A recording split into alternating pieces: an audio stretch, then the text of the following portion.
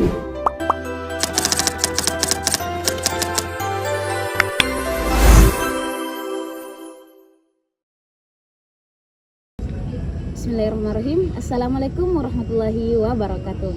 Perkenalkan, saya Reski Fatmawati dari program studi Akidah dan Filsafat Islam semester 6. Nah, di sini saya akan mewawancarai beberapa orang terkait tentang teologi lingkungan hidup untuk memenuhi tugas final, yakni teologi lingkungan hidup. Ya, baik, langsung saja. Saya sekarang bersama narasumber yang pertama dengan nama Ilham Jaya. Nah, langsung saja, saya di sini memiliki 2 pertanyaan, Kak. Yang pertama itu, dalam Quran Surah Al-Baqarah ayat 30 dijelaskan bahwa manusia diciptakan sebagai khalifah atau sebagai pemimpin. Dan orang-orang juga banyak yang mengartikan bahwa manusia itu diamanahkan untuk menjadi orang yang menjaga dan melestarikan lingkungan. Sedangkan dalam Quran Surah Ar-Rum ayat 41 disebutkan bahwa kerusakan yang ada di muka bumi ini itu disebabkan oleh tangan-tangan manusia. Dan secara tidak langsung ayat ini bertolak belakang antara Quran Surah Al-Baqarah ayat 30 dengan Quran Surah Ar-Rum ayat 41. Kira-kira bagaimana pandangan Pak? Pandangan saya bahwasanya kalau kita merujuk kepada Al-Quran yang saling berkontradiksi, ini kita berangkat dulu dari Al-Quran ya. Itu pada dasarnya dia tidak berkontradiksi secara esensial. Artinya dua ayat tadi yang telah disebutkan itu bukanlah sebuah kontradiksi, bukanlah sebuah pertentangan yang harus menafikan ayat yang satu dan menegasikan ayat yang lain, kan begitu. Tapi ayat di situ hanya ingin menjelaskan kepada manusia bahwasanya ada loh tanggung jawab manusia sebagai seorang khalifatul ard yang memang harus betul-betul menjaga alam semesta sebagaimana ketentuan alam semesta itu sendiri, dan itu tentunya harus dijelaskan oleh Al-Quran dengan sedemikian rupa yang dijadikan sebagai prinsip sebenarnya. Nah, kemudian terdapat juga lagi tadi ayat 1 yang mengatakan bahwasanya kerusakan di muka bumi itu adalah bentuk dari tangan-tangan manusia itu sendiri. Ya, karena memang seperti itu. Manusia dalam hal ini manusia diberi sebuah kebebasan untuk mengikuti sebuah prinsip-prinsip yang diatur dalam Al-Quran. Tentunya dalam Al-Quran ketika manusia mengikuti prinsip tersebut, mereka secara otomatis mengikuti apa yang diperintahkan oleh Tuhan. Terlepas dari itu, mereka juga memiliki kehendak bebas untuk kemudian melakukan segala sesuatu sesuai dengan kehendak atau kecenderungan mereka sendiri. Terlepas dari semua itu, sebenarnya sebagai seorang manusia, apalagi sebagai manusia yang beragama, apalagi beragama Islam, harus memerhatikan kaidah-kaidah, prinsip-prinsip, ajaran-ajaran yang terdapat dalam Al-Quran. Terlebih lagi ketika mereka melakukan aktivitasnya yang berhubungan dengan alam. Dan itu semua tentunya harus dibarengi juga dengan dasar ilmu yang kuat begitu, yang pokok, untuk melihat keterhubungan antara ajaran Islam dengan alam itu sendiri bagaimana. Kan sekarang kalau dalam ilmu modern telah banyak ditemukan bahwasanya ilmu geografi misalnya sudah mulai menjelaskan terjadinya bencana alam, polusi udara, itu sekarang sudah bisa terjelaskan. Nah, bagaimana relevansinya antara Al-Quran sebagai hukum, sebagai ajaran, melihat kesinambungannya dengan teknologi, melihat kesinambungannya dengan keberlangsungan alam. Kalau menurut saya seperti itu sih. Langsung saja kita ke pertanyaan kedua. Kan di zaman sekarang itu setiap ustadz yang khutbah di masjid pada saat hari Jumat pembahasannya itu hanya surga neraka, atau barang siapa yang mengajarkan satu ayat maka dia akan mendapatkan pahala begitu. Ustaz siapa ini? Ustaz siapa ini? Coba. Banyak di kampungku Ustadz begitu, dan tidak pernah membahas tentang teologi lingkungan atau cara melestarikan lingkungan itu sendiri. Kira-kira bagaimana pandangan Pak? Iya, kalau kita melihat fenomena akhir-akhir ini, aktivitas dakwah yang dilakukan itu hanya tertuju kepada hal-hal yang sifatnya yang sifatnya hanya sekedar istilahnya hanya sekedar doktrinal. Kalau saya mau menyebutnya hanya sekedar doktrin, dia tidak mau mengajarkan atau memberi dakwah yang sifatnya agak sedikit filosofis gitu, yang agak sedikit filosofis, logis, rasional, tapi lebih kepada hal yang doktrinal, yang contohnya seperti tadi. Misalnya ketika kalian tidak menjalankan sholat misalnya, kalian akan masuk neraka. Lah, neraka ini bagaimana bentuknya? Maksudku, kita masih bisa mau mengkritisi apa itu neraka secara argumentasi filosofis begitu. Tetapi yang mereka berikan, ustadz-ustadz hari ini yang mereka berikan itu yang sifatnya kita hanya dipaksa untuk menerima begitu saja begitu. Terlebih lagi, apalagi terkait isu-isu lingkungan. Isu-isu lingkungan ini adalah isu-isu yang marak hari ini ya, isu-isu yang marak, isu-isu yang sedang beredar hari ini.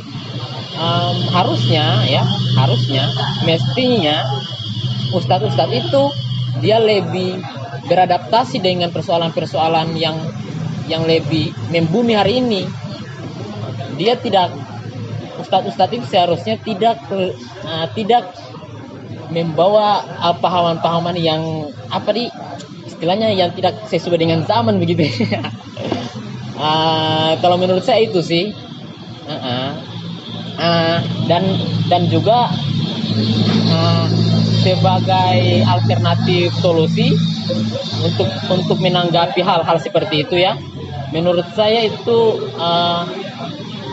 kepada seluruh remaja dan seluruh anak muda untuk lebih mempertajam analisis filosofisnya, untuk melihat segala macam aktivitas dakwah yang dirasa absurd begitu, kurang rasional dan tidak membawa manfaat begitu. Mungkin itu. Langsung saya pertanyaan itu, bagaimana pandangan TAT tentang program kerja yang telah dirancang oleh Kementerian Agama tahun 2025, yaitu ekoteologi, di mana setiap P3K yang lulus itu harus menanam 1 pohon. Program yang luar biasa yang dikeluarkan oleh Kemenak. Adapun upaya untuk menyadarkan pegawai P3K yang lolos atas kesadaran terhadap lingkungan bahwa ternyata menjaga alam itu bagian daripada menjaga kehidupan dan bentuk daripada spiritual daripada manusia itu sendiri. Oleh karena itu saya menganggap bahwa ini langkah yang luar biasa atas terjadi krisis lingkungan yang terjadi di Indonesia hari-hari ini. Seperti itu. Ya, baik. Langsung saja, kan Ustadz juga salah satu dosen di Fakultas Usuluddin, Filsafat dan Politik. Khususnya di ilmu Al-Quran dan tafsir. Nah, pertanyaan saya itu, bagaimana pandangan Al-Quran dalam melestarikan lingkungan? Banyak ayat-ayat Al-Quran itu dalam untuk melestarikan lingkungan itu sangat banyak. Banyak itu kalau dalam bahasa Arab itu lebih dari 3. Kalau bahasa Inggris itu lebih dari 2. Nah, 2 saja deh. Ya, Books. Toh? Kalau bahasa Arab itu kitabun, kitabani, kutub. Nah, itu kutub itu berarti 3, jamak. Kalau lebih dari itu tetap jamak. Jadi dalam Al-Quran, dalam pelestarian lingkungan, surah apa saja? Wala tufsidu fil ardi ba'da islahiha, itu Ar-Rum apa itu kan? Itu yang fasadu. Zahara al-fasadu fil barri wal bahri bima kasabat aydin nas liyudhiqu ba'dalladzi amilu la'allahum yarji'un. Habis itu Al-A'raf itu kayaknya ya, wala tufsidu fil ardi ba'da islaiha. Nah itu kan dua ayat itu yang menjelaskan tentang melestarikan alam. Satu ayat saja di dalam Al-Quran itu kalau kita mau menafsirkan bisa berhalaman-halaman, apalagi kita kaitkan dengan kesehatan dan lingkungan. Nah, banyak sekali. Apalagi ini beliau ini dosen ilmu kesehatan, Kesmas. Itu kalau diintegrasikan dengan kesehatan, wah bisa banyak sekali. Kalau ditafsir satu ayat itu bisa dijadikan penelitian, bahkan menjadi disertasi. Ada disertasinya teman saya, ekologi dalam perspektif Al-Quran. Nah, nanti cek saja namanya Yusuf Qardawi, Muhammad Yusuf Qardawi. Iya. Sebentar saya Ya, searching. ya, nanti sharing. Nanti lihat itu, bagaimana dia menjelaskan terkait dengan lingkungan dalam Al-Quran. Nah, selanjutnya saya bersama dengan narasumber yakni salah satu pembina dari Pondok Pesantren Tahfidzul Quran Al-Imam Asy'im Makassar. Nah, pertanyaan saya itu bagaimana cara Anda sebagai pembina untuk memberitahukan kepada santri agar senantiasa menjaga lingkungan dan tidak membuang sampah sembarangan? Baik, terima kasih. Jadi, perkenalkan terlebih dahulu, nama saya Muhammad Afif Zafran Arsal, biasa dipanggil Aas. Salah satu program di pondok kami yakni bernama LISA, lihat sampah ambil. Jadi pondok kami itu ketika ada santri yang membuang sampah sembarangan itu akan terkena sanksi atau hukuman. Jadi selanjutnya itu di pondok kami juga diterapkan untuk santri tidak malas untuk membuang sampah pada tempatnya, karena dalam asrama tidak ada tempat sampah, jadinya santri keluar dari asrama untuk membuang sampahnya sendiri agar terbiasa untuk tidak malas membuang sampah sembarangan.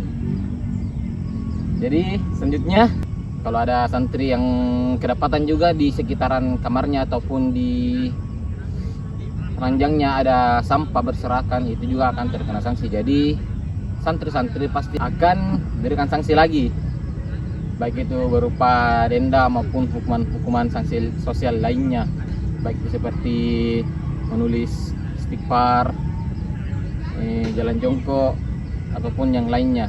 Mungkin itu saja yang dapat saya sampaikan, bagaimana cara saya untuk memberitahukan kepada santri-santri agar tidak membuang sampah sembarangan, karena sebuah pepatah mengatakan an-nadhafatu minal iman, yakni kebersihan sebagian dari iman. Jadi ketika kita tidak bersih berarti kita tidak beriman. Selanjutnya saya bersama dengan narasumber yakni Fian Herdian Saputra. Nah, langsung saja pertanyaan saya itu, dalam pengelolaan lingkungan ada yang disebut Sustainable Development Goals yang diresmikan oleh PBB dan targetnya itu pada 2030 sudah sejahtera semua. Ada 17 tujuan dari SDGs ini, diantaranya tanpa kemiskinan, tanpa kelaparan, sehat dan sejahtera, pendidikan berkualitas, sanitasi dan air bersih, dan kesetaraan gender. Kira-kira yang saya sebutkan tadi, yang mana yang paling penting untuk diterapkan di lingkungan sekitar kita? Pertanyaan yang sangat baik. Kalau kita lihat dari tadi beberapa opsi yang telah disebutkan, mungkin semuanya bagus, semuanya baik dan semuanya sangat penting. Tapi kalau saya disuruh pilih hanya satu, atau menurut saya ya, kita melangkah pada inti saja. Intinya dari semua itu yang paling penting, dalam contoh kecil saya dalam negara kita ya, karena saya meyakini bahwa saya untuk merubah segala hal kita harus yang mulai dulu dari yang sekeliling kita saja dulu. Bagi saya itulah pendidikan. Pendidikan bagi saya amat penting, dia menjadi dasar dari segala sesuatu yang telah disebutkan tadi.